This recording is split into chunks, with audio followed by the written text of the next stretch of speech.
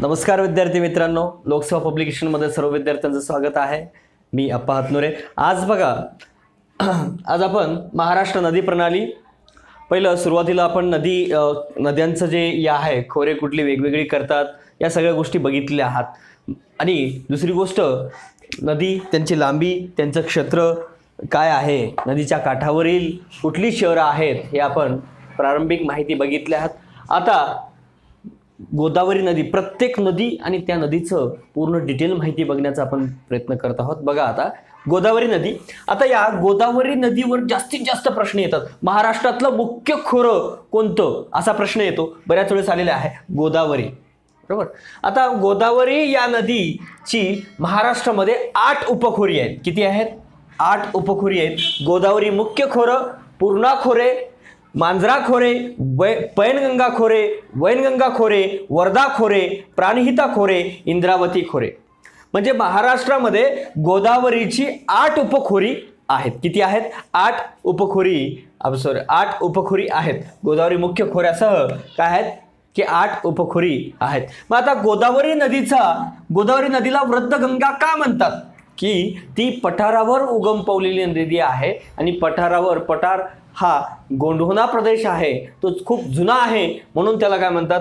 वृद्धगंगा असं देखील गोदावरी नदीला म्हणतात। आणि अनेक तीर्थक्षेत्र आहेत, म्हणून अनेक तीर्थक्षेत्र जशा गंगा नदीच्या काठावर अनेक तीर्थक्षेत्र आहेत, तसेच तीर्थक्षेत्र गोदावरी नदीवर आहेत, म्हणून हिला दक्षिण गंगा असं देखील म्हणतात। वृद्धगंगा का म्हणतात? कारण आपला पठार लाखो वर्षापूर्वीचा जुना आहे, अब्ज वर्षांचा जुना हा पठार आहे। त्या पठारावर उगम पावलेली ही गोंडवना प्रदेशातली नदी आहे, म्हणून हिला काय म्हणतात? वृद्धगंगा म्हणतात। आता बघा गोदावरीचा उगम त्र्यंबकेश्वर, नाशिक मधील त्र्यंबकेश्वर मधील ब्रह्मगिरी डोंगरावर या नदीचा उगम होतो, बरोबर। एका गायीच्या तोंडातून या नदीचा उगम होतो। त्र्यंबकेश्वर कुठं? ब्रह्मगिरी या ठिकाणी याचा उगम होतो, बघा।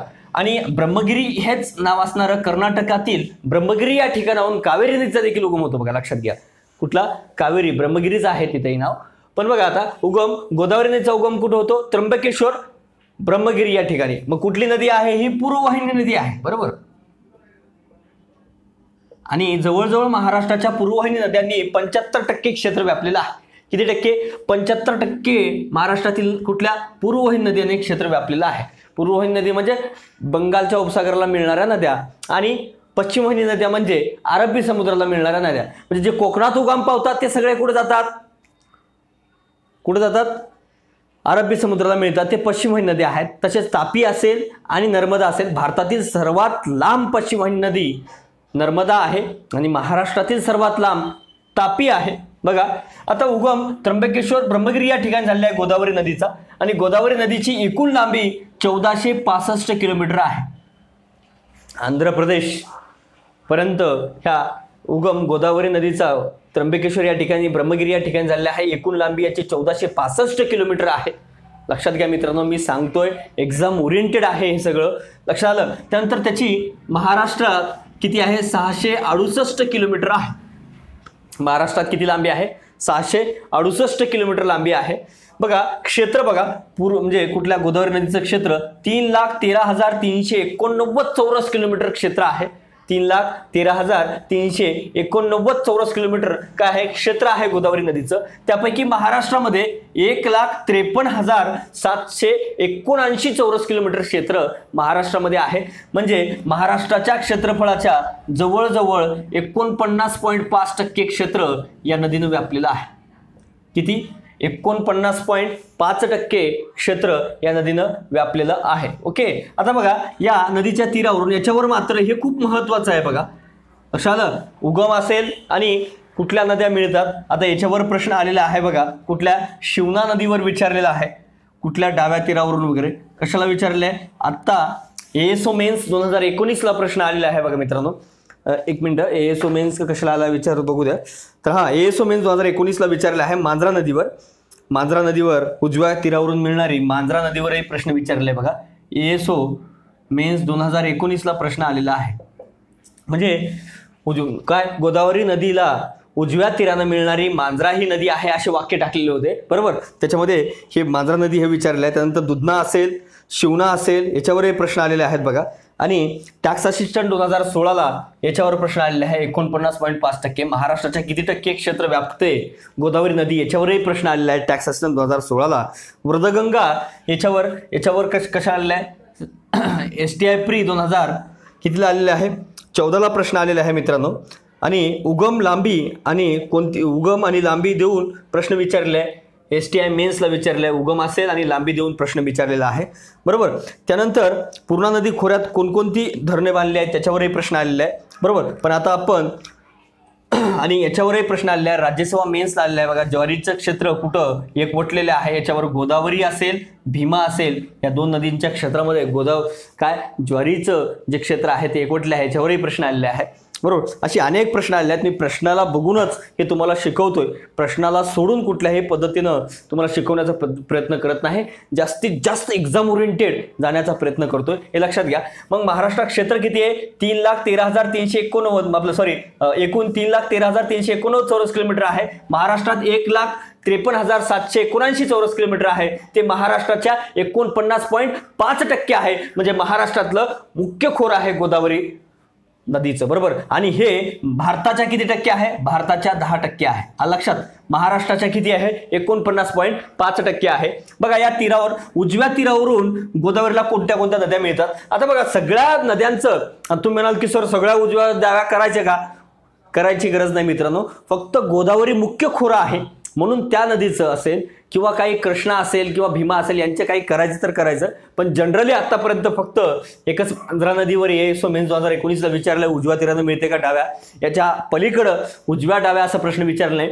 नॉर्मली काय करायचं नदी आणि त्यांच्या उपनद्या ह्या लक्षात ठेवण्याचा प्रयत्न करायचं. अन्यथा डाव्या आणि उजव्या असा प्रश्न विचारलेला नाही फक्त एकच वेळेस विचारलाय. मग काय करायचं जी महत्वाची उपनदी आहे गोदावरी त्याचं मात्र लक्षात ठेवण्याचा प्रयत्न करायचा. ओके म्हणून मी गोदावरी नदीचं मुख्य नदी आहे आणि तिचं मुख्य खोऱ्याबद्दल आपण बघत आहोत. त्यावेळेस मात्र उजव्या आणि डाव्या तीरावरून कुठल्या उपनद्या मिळतात हे बघणं गरजेचं आहे. म्हणून ह्या महत्वाच्या नदीचंच लक्षात ठेवा.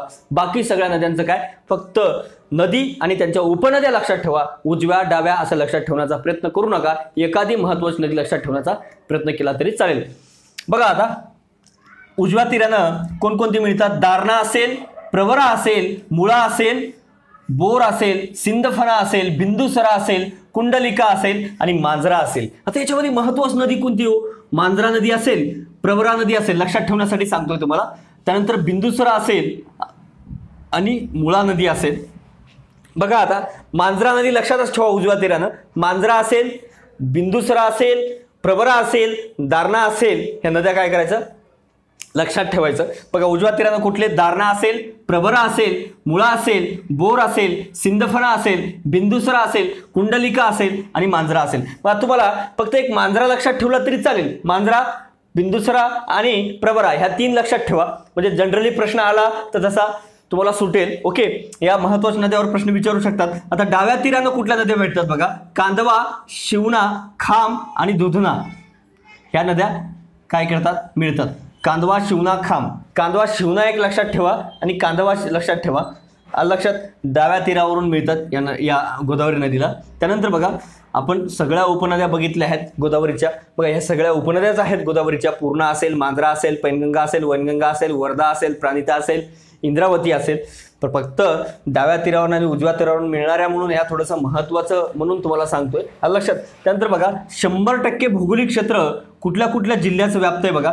जालना असेल परभणी असेल लातूर असेल हिंगोली असेल नांदेड असेल. मग आता बघा मराठवाड्यातील ह्या 5 जिल्ह्याचं जे आहे ते काय करते 100% भौगोलिक क्षेत्र व्यापते. मग कुठले राहिले 2 औरंगाबाद असेल बीड असेल. या औरंगाबाद आणि बीडचं मात्र काय करत नाही 100% भौगोलिक क्षेत्र या गोदावरी नदीच्या क्षेत्रामध्ये येत नाही. औरंगाबाद असेल बीड असेल मात्र नांदेड हिंगोली लातूर परभणी जालना यांचं मात्र काय करते भौगोलिक क्षेत्र अंतर्गत येते. आता फक्त राहिलं कुठलं मग जालना असेल परभणी असेल लातूर असेल हिंगोली असेल नांदेड असेल औरंगाबाद असेल बीड असेल. मग ह्या 2 काय आहेत या मात्र 2 काय येत नाहीत त्यांच्या पूर्ण भौगोलिक 100% भौगोलिक क्षेत्रामध्ये येत नाही बरोबर. म्हणजे 100% येत नाहीत म्हणजे येतच नाहीत असं नाही का. फक्त 100% हे येतात म्हणजे हे तुम्हाला 60-70% येत असतील, बरोबर. म्हणजे हे मात्र 100% भौगोलिक क्षेत्रामध्ये गोदावरीच्या येतात. आता ज्वारीचं क्षेत्र कुठल्या याच्यामध्ये एकवटलेलं आहे? गोदावरी आणि भीमा नदीच्या क्षेत्रामध्ये ज्वारीचे क्षेत्र एकवटलेलं आहे. लक्षात घ्या, ज्वारीचं क्षेत्र गोदावरी आणि भीमा नदीच्या याच्यामध्ये एरियामध्ये येतो. पण आता भीमा नदीनं पुणे आणि सोलापूरचा पूर्ण भाग व्यापलेला आहे. आणि ज्वारीसाठी फेमस कुठले कुठल्या जिल्ह्यामध्ये जास्तीत जास्त उत्पन्न होते ज्वारीचं? सोलापूर जिल्ह्यामध्ये. मग सोलापूरचा पूर्ण भाग या भीमा नदीनं व्यापलेला आहे. मग लक्षात घ्या. त्यानंतर गोदावरी नदीचं मराठवाड्यामध्ये मोठ्या प्रमाणात काय करते? ज्वारीचं उत्पादन घेतलं जातंय, बरोबर. गोदावरी नदीचं मग जास्तीत जास्त महाराष्ट्रामध्ये कुठं? सोलापूरची ज्वारी प्रसिद्ध आहे. ज्वारी सोलापूरमध्ये जास्तीत जास्त उत्पादन होतंय. त्यानंतर बघा, संगम क्षेत्र बघा कुठली होतात? प्रवरा आणि मुळा या ठिकाणी निवासी आहे. याच्यावर बऱ्याच वेळेस प्रश्न विचारला मित्रांनो, काय की प्रवरा आणि मुळा या नदीच्या संगम क्षेत्रावर निवासी वसलेले आहे. प्रवरा आणि मुळा नदीच्या संगम क्षेत्रावर काय मुळा आणि प्रवराच्या निवासी वसलेले आहे. नंतर गोदावरी आणि प्राणहिता म्हणजे काय? वर्धा, वैनगंगा आणि पैनगंगा मिळून प्राणहिता तयार झालेले आहे. याच्यावरही प्रश्न बऱ्याच वेळेस विचारलाय. गोदावरी आणि प्राणहिता यांच्या संगम क्षेत्रावर शिरोडचा आहे बघा, गडचिरोलीमधील ठिकाण आहे. निवासी हे नगरमधील आहे. त्यानंतर गोदावरी आणि प्रवरा यांच्या काय? टोके हे अहमदनगर मधील ठिकाण आहे. गोदावरी आणि प्रवरा नदीच्या संगम क्षेत्रावर टोके हे ठिकाण आहे. त्यानंतर वर्धा आणि वैनगंगा यांच्यावर चपराळा आहे. वर्धा आणि वैनगंगा चपराळा आहे. पैनगंगा आणि वर्धा याच्यावर घुगुस आहे. घुगुस हे ठिकाण आहे. त्यानंतर रामगंगा नदी आणि वर्धा नदीच्या संगम क्षेत्रावर रामतीर्थ आहे. पण याच्यामधलं प्रवरा आणि मुळा नेवासे आणि गोदावरी आणि प्राणहिता सिरोच्छा आणि गोदावरी आणि प्रवरा ह्या मात्र लक्षात ठेवा, ह्या 3 मात्र महत्वाचे आहेत. टोके या सगळ्यात महत्वाचे आहेत. ओके. त्यानंतर आता हे गोदावरी मुख्य खोरं आपलं संपलेलं आहे. गोदावरीला वृद्धगंगा का म्हणतात? तर ती पठारावरील पठार आपला जो दख्खनचा पठार आहे तो गोंडवानाचा प्रदेश आहे. खूप जुना प्रदेश आहे. त्या जुना प्रदेशामुळे याला वृद्धगंगा म्हणतात. आणि दक्षिण गंगा म्हणण्याचं कारण आहे, जसं गंगा नदीच्या क्षेत्रामध्ये मोठ्या प्रमाणात तीर्थक्षेत्र आहेत, तसेच गोदावरी नदीच्या काठावर अनेक तीर्थक्षेत्र आहेत, म्हणून तिला दक्षिण गंगा असं देखील म्हणलं जाते.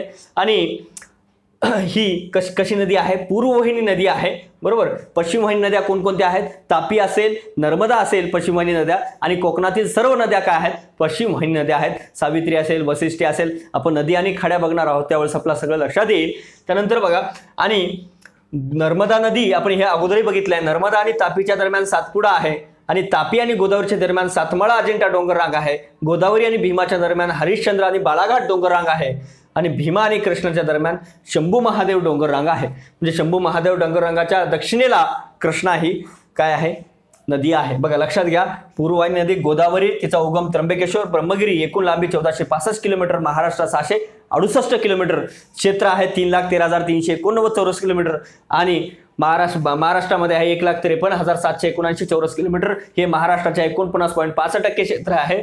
तीरावरून उजव्या तीरावरून दारणा, प्रवरा, मुळा, बोर, सिंदफणा, बिंदुसरा, कुंडलिका, मांजरा ह्या नद्या आहेत. डाव्या तीरानं कांदवा, शिवना, खाम, दुधना या नद्या आहेत. त्यानंतर 100% भौगोलिक क्षेत्र जालना, परभणी, लातूर, हिंगोली, नांदेड आणि औरंगाबाद, बीड हे 100% भौगोलिक क्षेत्रामध्ये येत नाही. ज्वारीचे क्षेत्र मात्र कुठे एकवटलेलं आहे? गोदावरी आणि भीमा. हे राज्यसभा मेन्सला प्रश्न विचारला मित्रांनो, तर लक्षात घ्या. संगम क्षेत्र मात्र प्रवरा, मुळा नेवासे वसलेले आहे.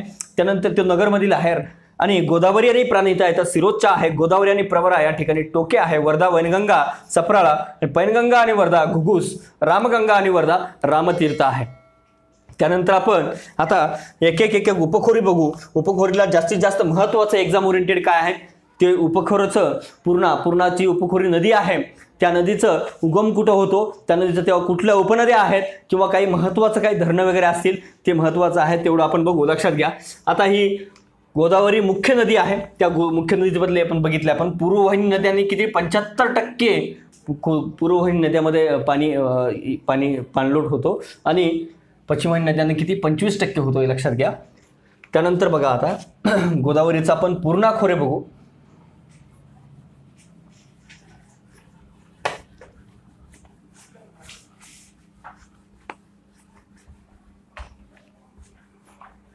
एक खोरे आपण बघू. आता पूर्णा खोरे, मांजरा खोरे असेल किंवा पैनगंगा खोरे असेल. बघा आपला आता पूर्णा खोरे बघा.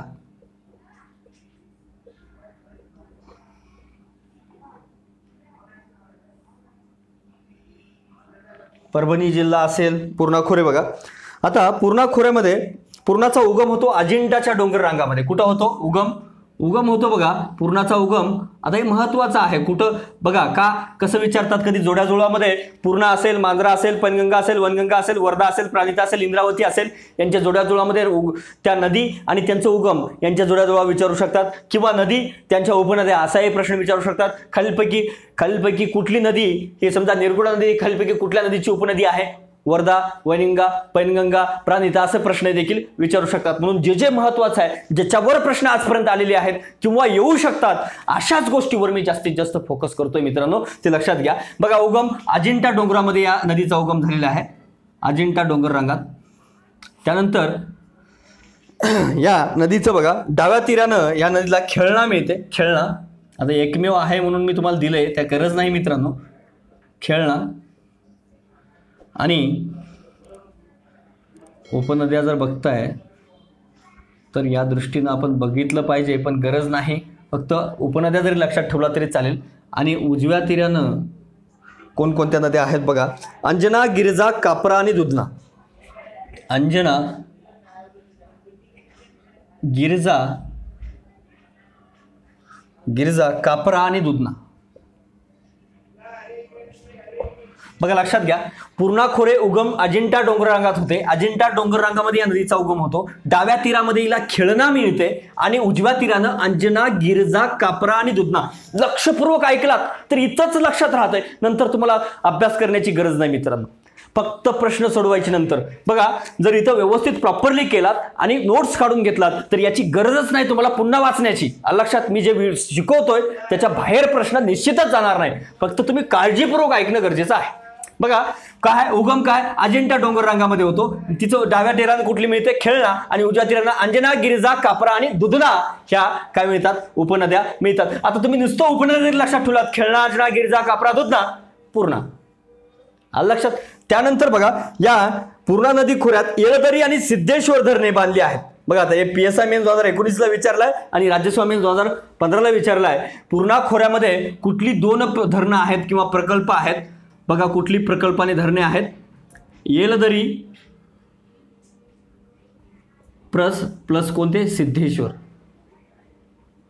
येलदरी आणि सिद्धेश्वर हे 2 धरणं या पूर्णा खोऱ्यामध्ये आहेत. कुठले, येलदरी आणि सिद्धेश्वर हे 2 धरणं आहेत. बघा, पूर्णा खोऱ्याबद्दल जास्त काही बघायची गरज नाही, आपण मुख्य खोऱ्याचं बघितले. पूर्णा खोरे उगम कुठे आहे, अजिंठा डोंगर रांगामध्ये. उपनद्या कोणत्या आहेत, डाव्या खेळणा आहे, उजव्याने अंजना, गिरिजा, कापरा आणि दुधना आहे. आणि प्रकल्प धरणे कुठले आहेत, येलदरी असेल, सिद्धेश्वर असेल. हे 2 काय आहेत, मोठी धरणं आहेत. ओके, याच्यानंतर बघा मांजरा नदी. याच्यानंतर आपण पूर्णानंतर बघू मांजरा नदी. बघा,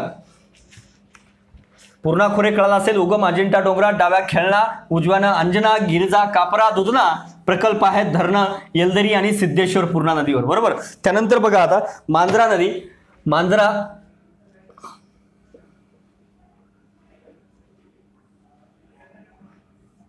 आता मांजरा नदीचा देखील उगम बघा. मांजरा नदीचा उगम कुठं होतो, बीड जिल्ह्यातील पाटोदा पठारावर याचा उगम होतो. कुठला, बीड जिल्ह्यामध्ये पाटोदा पठारावर.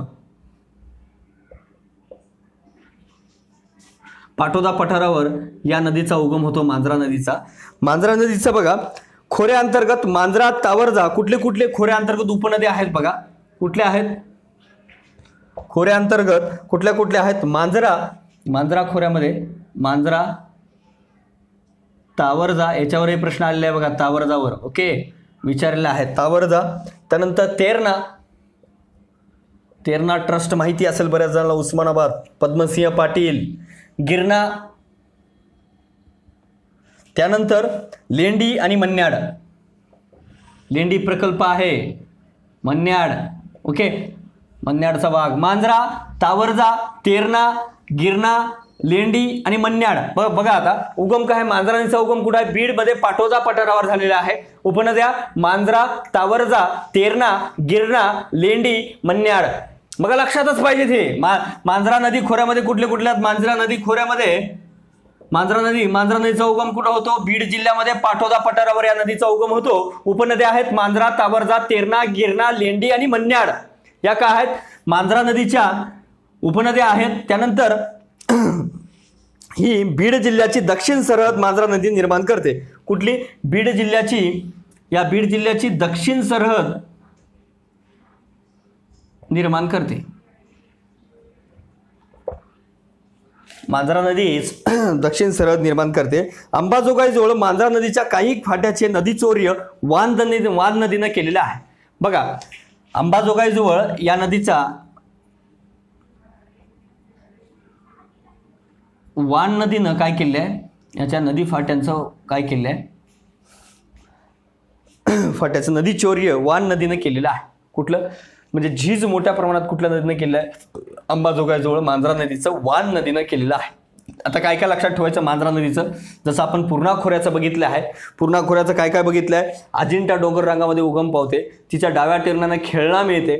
बाकी उजव्या तीरानं कुठले कुठले मिळतात? अंजना, गिरजा, कापरा, दोदना बघितलंय. पूर्णा नदी खोऱ्यामध्ये येलदरी असेल आणि सिद्धेश्वर असेल, एक आहेत प्रकल्प धरणं आहेत, हेही बघितलंय. आता बघा, मांजरा खोऱ्यामध्ये तिचा उगम, मांजरा नदीचा कुठं उगम होतो? बीडमध्ये पाटोदा पठारावर होतो. उपनद्या आहेत मांजरा, तावरजा, तेरणा, गिरणा, लेंडी आणि मन्याड. त्यानंतर बीड जिल्ह्याची दक्षिण सरहद मांजरा नदी निर्माण करते. आणि अंबाजोगाईजवळ नदीचौर्य, या नदीचं नदीचौर्य कोण? वान नदीनं करते. बघा, लक्षात घ्या. एवढ्याच गोष्टी ह्या मांजरा नदीच्या याच्यामध्ये लक्षात ठेवा, बाकी लक्षात ठेवण्याची गरज नाही मित्रांनो. आलं लक्षात? त्यानंतर बघा, त्यानंतर दुसरी नदी, आपलं दुसरं खोरं बघा, पैनगंगा खोरे.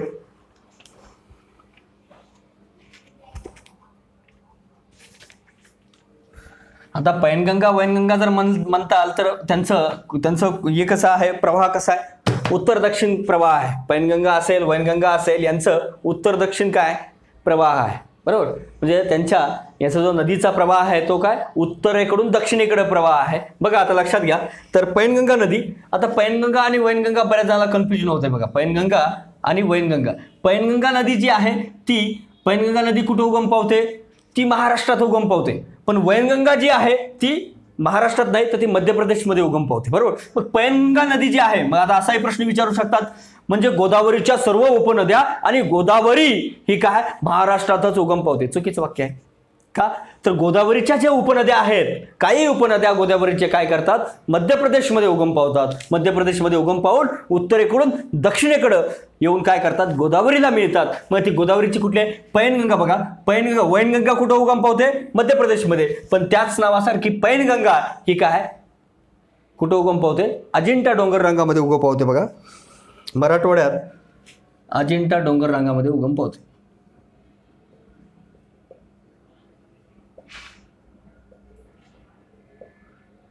त्यानंतर बघा, पैनगंगा या नदीला उजव्या तीरानं कयाधू नदी मिळते. पण आता लक्षात ठेवा, लक्षात असं डायरेक्टली ठेवला तरी चालेल.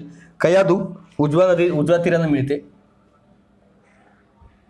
आता डाव्या तीरानं या नदीला कुठले कुठले मिळतात बघा? पूस, अडाण, आरणा, वाघाडी, खुनी आणि अरुणावती आणि विदर्भा. कुठले कुठले? पूस, अडाण, त्यानंतर अरणा, वाघाडी, खुनी आणि अरुणावती आणि विदर्भा, बरोबर?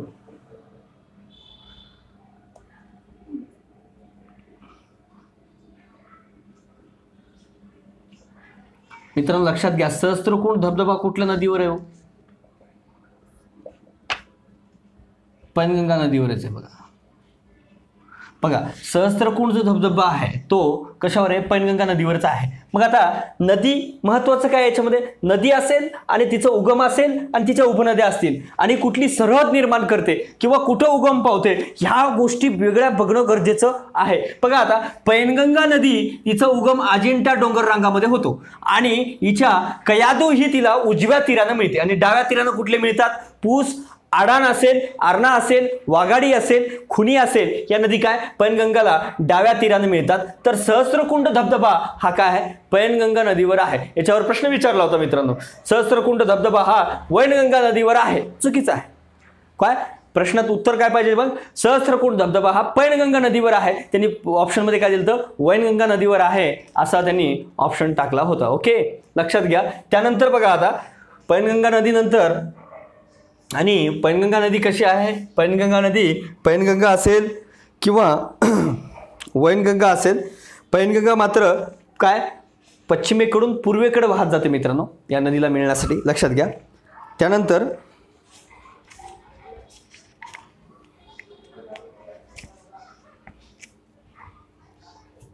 आता वर्धा नदी बघू आपण. वैनगंगा चालते, वैनगंगा बघू. बघा लक्षात घ्या, वैनगंगा नदीचं खोरं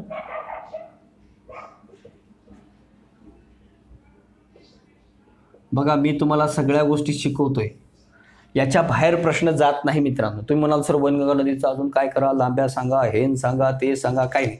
जे महत्त्वाचं आहे ते सांगतोय. नदी, तिचा उगम, आजपर्यंत प्रश्न कुठपर्यंत गेलेत आणि कुठपर्यंत जाऊ शकतात, याच्या पलीकडं अभ्यास करण्याची गरज नाही. आपला तज्ज्ञ व्हायचं नाही, आपला काय व्हायचंय, परीक्षा पास व्हायचं, याच्या पलीकडे जायचं नाही. लक्षात. आता बघा वैनगंगा नदीचं खोरं, नाही याच्यापेक्षा आमच्या सरांनी लई शिकवलं होतं, मग लई लक्षात ठेवायचंय का कमी लक्षात ठेवायचंय? कमी लक्षात ठेवून पास व्हायचं. लक्षात. तर बघा आता वैनगंगा नदीचं खोरं, आता याचा उगम कुठं होतो बघा वैनगंगा नदीचा. वैनगंगा नदीचा उगम होतो मध्य प्रदेशमधील मैकल पर्वतरांगेमध्ये भाकल या ठिकाणी. मध्य प्रदेशमधील मैकल पर्वतरांगेत वैनगंगा नदीचा उगम कुठं होतो? मैकल पर्वतरांगेमध्ये भाकल या ठिकाणी या नदीचा उगम होतो. भाकल या ठिकाणी काय, मध्य प्रदेशमधील मैकल पर्वतरांगेमध्ये. बघा वैनगंगा म्हणलं तर काय मध्य प्रदेशमध्ये उगम पावते समजायचं. पैनगंगा म्हणलं मराठवाड्यामध्ये अजिंठा डोंगर रांगेमध्ये उगम पावते. बरोबर. आता बघा या नदीच्या उपनद्या बघू. उपनद्या कोणकोणत्या आहेत बघा. आता महत्त्वाचं आहे, खूप महत्त्वाचं आहे. उपनद्या विचारलेल्या आहे, याच्यावर बऱ्याच वेळेस पेंचवर विचारलेलं आहे, राज्यसेवा मेन्सला विचारलं आहे बघा. कुठल्या कुठल्या नदीवर पेंच आणि पाग ही नदी कुठल्या नदीच्या उपनद्या आहेत असा राज्यसेवा मेन्स 2016ला प्रश्न विचारला आहे. कुठं? राज्यसेवा मेन्सला. त्यानंतर उत्तर दक्षिण वाहणारी कुठली नदी आहे असं विचारलं आहे वैनगंगा नदीवर. त्यानंतर कोणत्या नदी खोऱ्यात दक्खन लाव्हाचे आधिक्य नाही असा प्रश्न विचारला आहे. बघा ज्या नद्या, आता दक्खन लाव्हाचा आधिक्य कुठं राहणार आहे? आता हा समजा मराठवाड्याचा भाग आपला, सॉरी हा महाराष्ट्र आहे, तर जो बरोबर. आता हा जो या भागात ज्या नद्या आहेत बरोबर, इकडं या बघा आता सह्याद्री कुठे आहे? इथं आहे बरोबर. आणि या सह्याद्रीच्या भागामध्ये लाव्हा दक्खनचा लाव्हा जास्त मोठ्या प्रमाणात आहे. जवळजवळ मुंबई जवळजवळ ते 2 किलोमीटरपर्यंत पसरलेला आहे. मग तो असं याची जाडी हळूहळू काय होते, कमी कमी कमी कमी कमी होत जाते दक्खन लाव्हाची. ओके. मग याची जे जाडी आहे ती काय होते, कमी कमी होत जाते. कुठून? पश्चिमेकडून पूर्वेकडे जाताना कमी कमी होत जाते. मग ज्या नद्या इथं आहेत बरोबर, तापी असेल, ज्या नद्या या पश्चिम महाराष्ट्रामध्ये आहेत किंवा सह्याद्री लगत आहेत, सह्याद्री लगत, त्यांची काय आहे, दक्खन लाव्हाची म्हणजे जाडी काय येणार, जास्त येणार. पण ज्या नद्या इकडे आहेत, वर्धा असेल, वैनगंगा असेल, या नद्यांच्या क्षेत्रामध्ये मात्र दक्खन लाव्हाचं प्रमाण काय असणार, कमी असणार. मित्रांनो तो प्रश्न विचारला होता बघा, ॲग्री 2016ला विचारला होता, म्हणून मी तुम्हाला सांगितलं मित्रांनो, लक्षात घ्या. तर या भागामध्ये काय दक्खन लाव्हाचं जाडी काय असणार, जास्त असणार आहे, डेप्थ जास्त असणार आहे. ओके. तो विदर्भामध्ये कमी असणार आहे. मग विदर्भामध्ये वर्धा, वैनगंगा हे विदर्भामध्ये आहेत. त्यानंतर उपनद्या बघा यांच्या कोणकोणत्या आहेत, कनान, पेंच प्रकल्प आहे, पेंच. ओके. पेंच नदी, बाग, त्यानंतर नाग नदीच्या काठी नागपूर वसलेला आहे, अंधारी, त्यानंतर सूर आणि गाढवी, कन्हान, पेंच, बाग, नाग. बघा आता कन्हान, पेंच, बाग, नाग, कन्हान, पेंच, बाग, नाग. बघा पेंच या व्याघ्र प्रकल्पामध्ये बाग है, नाग है, वो अंधे है, गाढव है, वो सूर से गाते है, असंही लक्षात ठेवू शकता बरोबर. तुम्हाला जशी ट्रिक्स करू शकता तसं. ओके. पेंच प्रकल्प समजायचं, वाघ आहे, नाग आहे बरोबर, वैनगंगा, अंधारी, सूर आणि गाढवी. लक्षात, गाढव म्हणतंय, नाग म्हणतंय, वाघ म्हणतंय, आणि पेंच प्रकल्प म्हणतंय, आणि त्यांना अंधारी आले म्हणते, आणि सूरच गाढव ओरडाले. असं तुमच्या याच्यानुसार तुम्ही लक्षात ठेवू शकता. ओके, तर ह्या उपनद्या आहेत केन, पेंच, वाघ, नाग, अंधारी, सूर, गाढवी. आलं लक्षात. बघा, चंद्रपूर गडचिरोली जिल्ह्याची उत्तर दक्षिण सरहद वैनगंगा नदीमुळे निर्माण होते. कुठल्या? चंद्रपूर आणि गडचिरोली.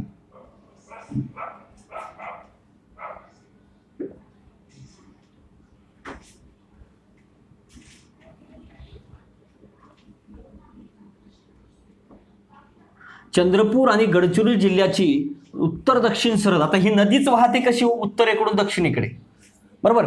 मग चंद्रपूर जिल्ह्याची आणि गडचिरोली जिल्ह्याची उत्तर दक्षिण सरहद वैनगंगा नदीमुळे निर्माण होते. आता या नदीचा उगम कुठं होतो? मध्य प्रदेशमधील मैकल पर्वतरांगेत भाकल या ठिकाणी या नदीचा उगम होतो. आलं लक्षात. त्यानंतर उपनद्या कुठे आहेत? कनान असेल, पेंच असेल, बाग असेल, नाग असेल, अंधारी असेल, सूर असेल, गाढवी असेल. तुम्ही असंही म्हणू शकता पेंच म्हणजे प्रकल्प आहे, पेंच प्रकल्पामध्ये वाघ आहे, नाग आहे आणि गाढव आहे म्हणायचं. त्यानुसार लक्षात ठेवू शकता, बरोबर. ते तुमचे वैनगंगा नदीचे काय काय? कनान असेल, पेंच असेल, वाघ असेल, गाढवी असेल, काय म्हणू शकता? नाग असेल, अंधारी असेल, बरोबर. गाढवाला अंधारी आली आणि सुरात वाघ काय करू लागलं? गाऊ लागला असंही म्हणू शकता. चंद्रपूर आणि गडचिरोली जिल्ह्याची उत्तर दक्षिण सरहद निर्माण करते. याच्या पलीकडे मित्रांनो याच्यावर प्रश्न येत नाही. आणि तुम्हाला जे प्रश्न आलेले आहेत ते सांगितले. उत्तर दक्षिणेकडे कुठली नदी वाहते? PSI पूर्वला प्रश्न विचारला होता बघा 2014 मध्ये. उत्तरेकडून दक्षिणेकडे खाली कुठली नदी वाहते? तापी, नर्मदा, वैनगंगा, पैनगंगा असे प्रश्न होते. मग कुठली येईल? वैनगंगा येणार. ओके, त्याच्यानंतर बघा आता वर्धा नदी बघू आपण. लक्षात घ्या, वैनगंगा नदीचा उगम मध्य प्रदेशमधील मैकल पर्वतरांगेत होतो. उपनद्या कनान, पेंच, बाग, नाग, अंधारी, सूर, गाढवी चंद्रपूर आणि गडचिरोली जिल्ह्याची काय? उत्तर दक्षिण सरहद निर्माण करते. वैनगंगा नदी उत्तरेकडून दक्षिणेकडे वाहत जाते. तिचा वैनगंगा नदीचा उगम कुठं होतो? मात्र वैनगंगा नदीचा उगम कुठं होतो? तर मध्य प्रदेशमध्ये मैकल पर्वतरांगेमध्ये भाकल या ठिकाणी होतो. याच्यावरही उगमावर प्रश्न राज्यसेवाला विचारले आहे.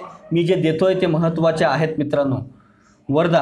आता वर्धा नदीचा जो आहे वर्धा नदी खोरे, वर्धा नदीचं बघा उगम मध्य प्रदेशमधील बैतूल जिल्ह्यात मुलताई टेकड्यामध्ये उगम होतो. कुठला उगम कुठं आहे? उगम या नदीचा मध्य प्रदेशमधील कुठल्या? बैतूल जिल्ह्यात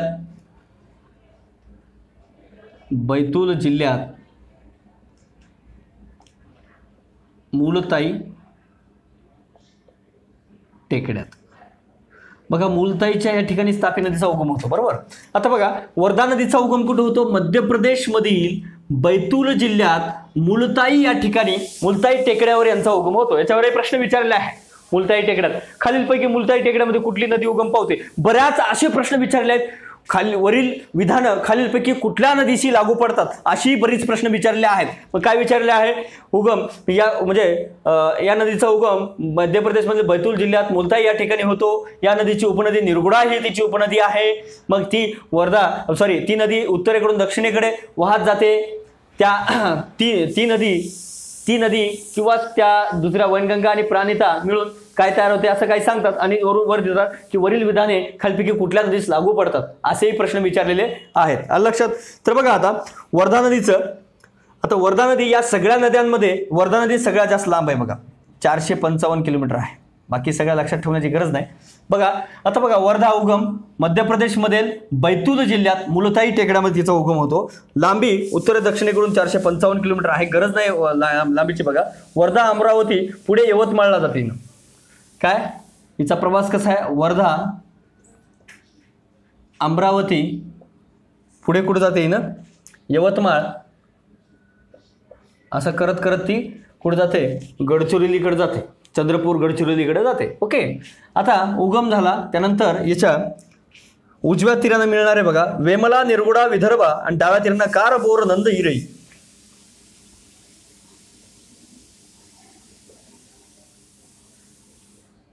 गरज नाही, फक्त तुम्ही जरी नद्या लक्षात ठेवला तरी चालेल.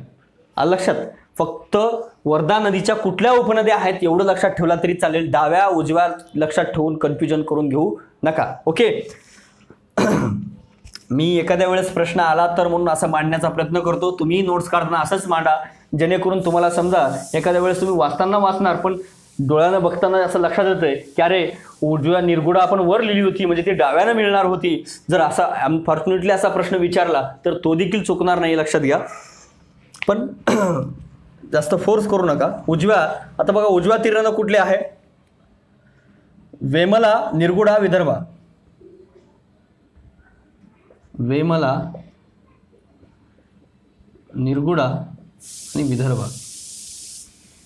त्यानंतर डाव्या तीरानं बघा, डाव्या तीरानं कुठल्या कुठल्या मिळतात? कार, बोर, नंद, इरई.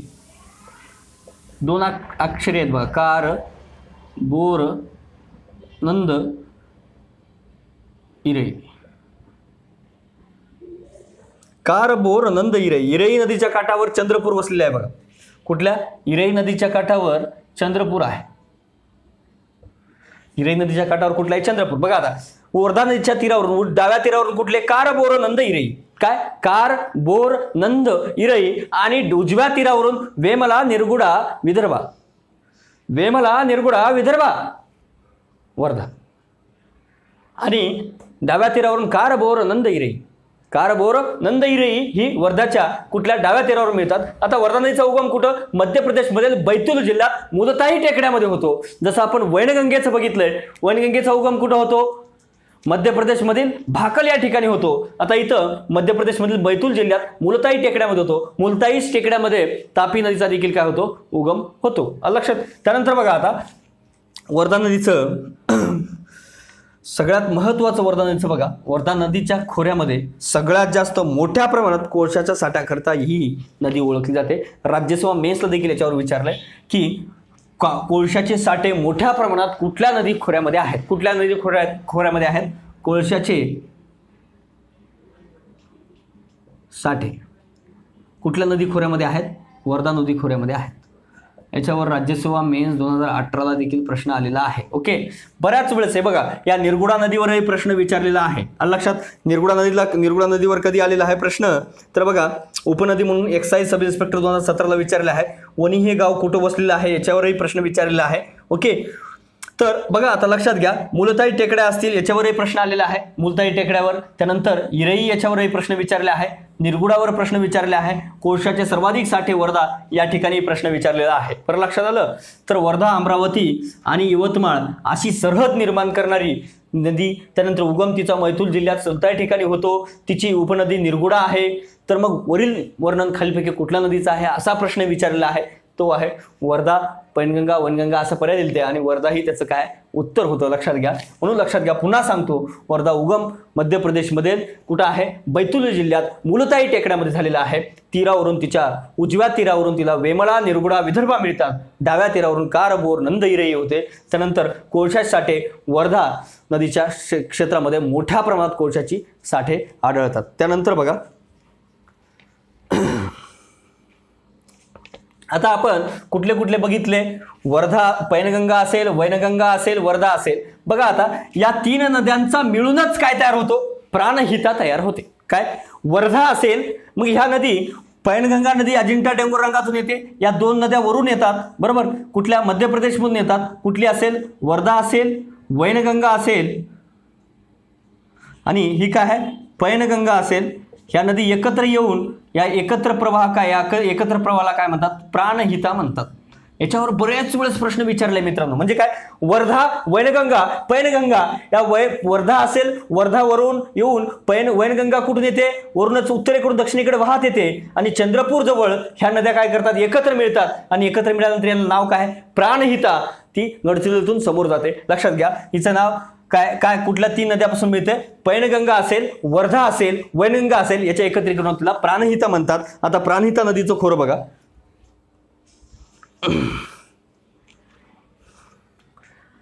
प्राणहिता नदीच्या खोऱ्याबद्दल मात्र लक्षात घ्या, प्राणहिता काही वेगळी उगम पावलेली नदी नाही. या 3 नद्यांचं एकत्रीकरण येऊन त्या नदी निर्माण झालेली आहे. कुठली? प्राणहिता नदी. कुठल्या कुठल्या? वर्धा असेल, वैनगंगा असेल, प्राणहिता असेल, आपलं सॉरी वर्धा. प्राणहिता नदीचं कुठलं? प्राणहिता नदी वर्धा असेल, वैनगंगा असेल आणि पैनगंगा असेल, यांच्या एकत्रीकरणातून कुठली नदी? प्राणहिता नदी निर्माण झाली. यांच्या एकत्रित प्रवाहाला काय म्हणतात?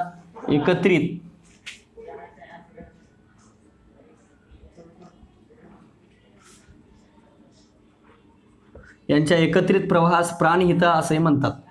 प्राणहिता नदी म्हणतात. मग आता ही प्राणहिता नदी काय करते, महाराष्ट्र आणि तेलंगणातील सुमारे 117 किलोमीटर सरहद निर्माण करते. प्राणहिता नदी काय करते, ही प्राणहिता नदी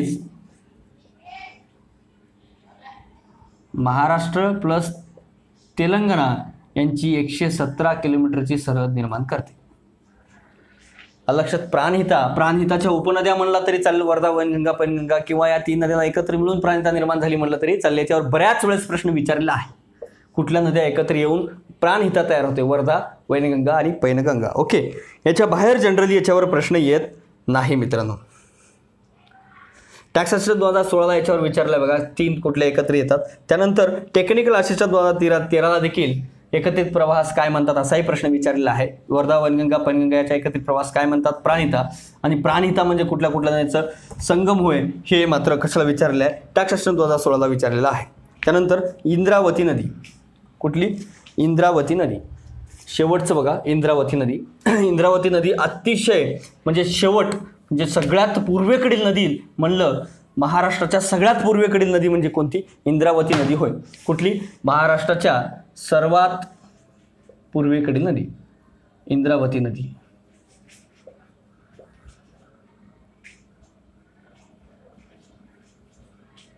इंद्रावती नदी बरोबर. उगम होतो मध्य प्रदेशमध्येच.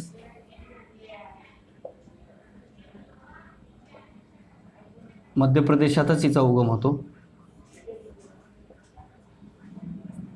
त्यानंतर उपनद्या आहेत बांदिया, अकेरा, डोंगरी, कोठारी. उपनद्या कोणत्या आहेत त्याच्या, बांधिया. आतापर्यंत या नदीवर प्रश्न विचारला नाही, फक्त इंद्रावती नदी कोणाची उपनदी आहे असा प्रश्न आलाय, गोदावरी नदीची. इंद्रावती नदी फॉरेस्टला आलेली आहे बघा. याच्यावर प्रश्न काय, फॉरेस्टला आलेला आहे. कशावर आलेला आहे, फॉरेस्टला काय आलेलं आहे, फॉरेस्ट 2017ला प्रश्न आलेला आहे मित्रांनो. काय आलेलं आहे की खालीलपैकी कुठली, म्हणजे इंद्रावती नदी खालीलपैकी कुठल्या नदीची उपनदी आहे असा प्रश्न आलेला आहे. कुठल्या उपनदीची आहे, मग ती इंद्रावती नदीची उपनदी आहे. ओके, उपनदी बांदिया, अकेरा, बांदिया, अकेरा आणि डोंगरी आणि कोठारी या नदीच्या उपनद्या आहेत. उगम कुठं, मध्य प्रदेशामध्ये होतो. उपनद्या बांदिया, अकेरा, डोंगरी, कोठारी. इंद्रावती नदी भारत म्हणजे महाराष्ट्राची सर्वात पूर्वेकडील सरहद निर्माण करते. ओके, गोदावरी खोऱ्यात जसं पूर्वेकडे जातो तसं तिचा विस्तार कमी होत जातो. अंबाजोगाईजवळ पहिले सांगितलं तुम्हाला, मांजरा नदीनं काय केलेलं आहे, नदीचं चौर्य निर्माण केलेलं आहे. आता या सगळ्या गोष्टी तुम्हाला सांगितल्या आहे. महाराष्ट्रामधली गोदावरी ही काय आहे की सर्वाधिक काय करते, जे सगळ्यात मोठं खोरं महाराष्ट्रामधलं आहे. प्रमुख खोरं कोणतं, गोदावरी. याच्यावर बऱ्याच वेळेस प्रश्न विचारला आहे. गोदावरी नदी आणि त्याच्या उपनद्यावर विचारले आहे. गोदावरी नदी, तिच्या उपनद्या व तिच्या उपनद्याचे उगम याच्यावरही प्रश्न आलेले आहे. किंवा उपनद्या आणि त्यांच्या उपनद्या याच्यावरही प्रश्न विचारले, जसं वर्धाच्या निरगुडा असेल याच्यावरही प्रश्न आलेले आहेत. किंवा त्याच्यावर असणारे प्रोजेक्ट धरणं असतील, येलदरी असेल किंवा सिद्धेश्वर धरणं असेल याच्यावर विचारले आहे. जे आपण वेगवेगळी धरणं, जलविद्युत प्रकल्प वगैरे जे आपण आर्थिक भूगोलामध्ये पुन्हा बघणार आहोत, त्यामुळे मी इथं तुम्हाला त्याचे रिपिटेशन्स करत नाही, बरोबर. त्यानंतर बघा संगम क्षेत्रावर विचारले आहे, सिरोचा असेल किंवा मग नेवासे असेल, याच्यावर वेगवेगळे प्रश्न आलेले आहेत. त्यानंतर बघा लक्षात घ्या, आपण या गोदावरी नदी मात्र सगळ्या गोष्टी बघितल्या आहेत. याच्या बाहेर मित्रांनो गोदावरी नदीवर एकही प्रश्न येणार नाही, प्रेम होणार नाही. धन्यवाद मित्रांनो, लक्षात घ्या. तर या गोदावरी नदी आता झालेली आहे. याच्यानंतर आपण कृष्णा, भीमा आणि तापी ह्या नद्यांचं बघणार आहोत. तर आता ह्या गोदावरी नदीवरला या सगळी जीप तुम्हाला मी एवढं शिकवले आहे. त्याच्यानंतर मात्र गोदावरी नदीवरले तुम्ही सगळी प्रश्न सोडून बघा, नक्कीच तुम्हाला सगळी प्रश्न सुटतील. धन्यवाद मित्रांनो. लोकसेवा पब्लिकेशनचा यूट्यूब चॅनल सगळ्यांनी सबस्क्राईब करा आणि जास्तीत जास्त विद्यार्थ्यापर्यंत ते पाठवा, शेअर करा. धन्यवाद मित्रांनो.